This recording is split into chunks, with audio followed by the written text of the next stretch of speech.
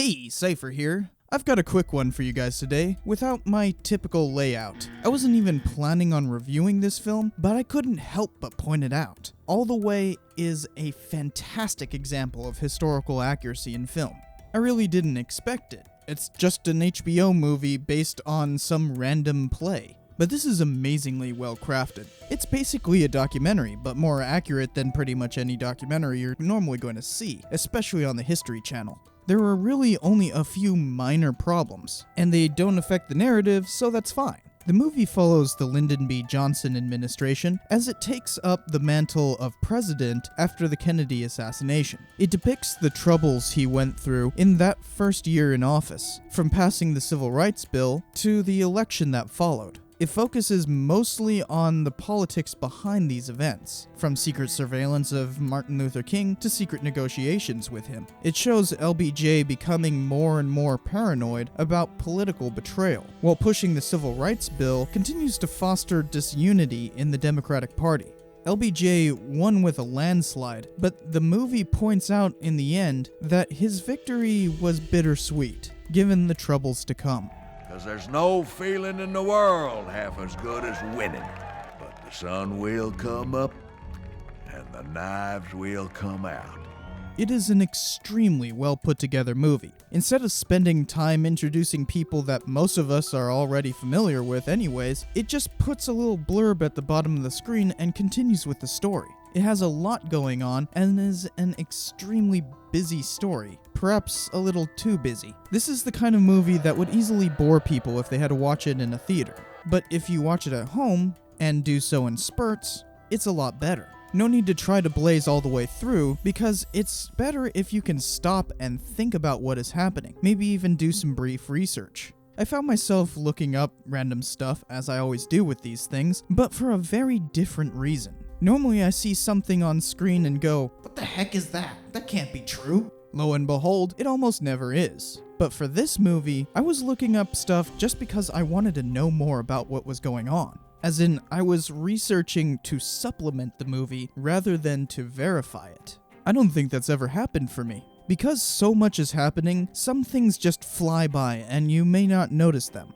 Because it is so involved, the movie necessarily omitted significant information. It is in these omissions that I find the most fault. The movie chooses its subject matter very carefully, looking only at race, class, and gender issues. If it doesn't fall into the purview of that revisionist lens, then it is omitted. So we don't see anything happen about Vietnam, which the Gulf of Tonkin incident happened this year.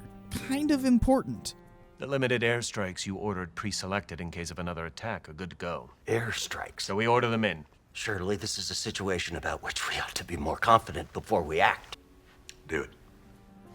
But it doesn't fall into that race, class, and gender narrowing of history. Also, since revisionism has tended away from class, Johnson's war on poverty is barely mentioned, basically only given lip service. Instead, it focuses on the race and gender stuff. Race is obvious, with all the civil rights issues, and it actually addresses something that the movie Selma kind of failed at, with the FBI blackmailing Martin Luther King. They're gonna ruin me, so they can ruin this movement. Get me J. Edgar Hoover.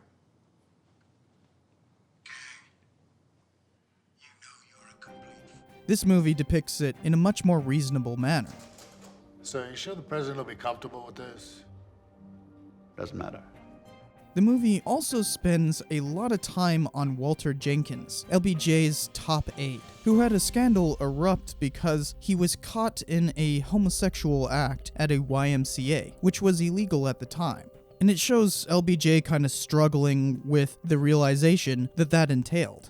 Although I do have to point out, it kind of misses the best reference to the title it could have made. Since Lyndon B. Johnson's campaign slogan was "All the Way with LBJ," some of the political ephemera read, "All the way with LBJ, but don't go near the YMCA." Okay, it's a joke. A cruel one, but definitely a sign of the times.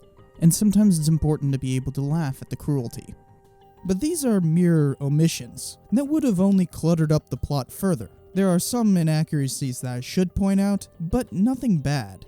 So here's a rapid-fire list. The person who is depicted as the leader of SNCC, or the Student Nonviolent Coordination Committee, wasn't the leader for another 4 years.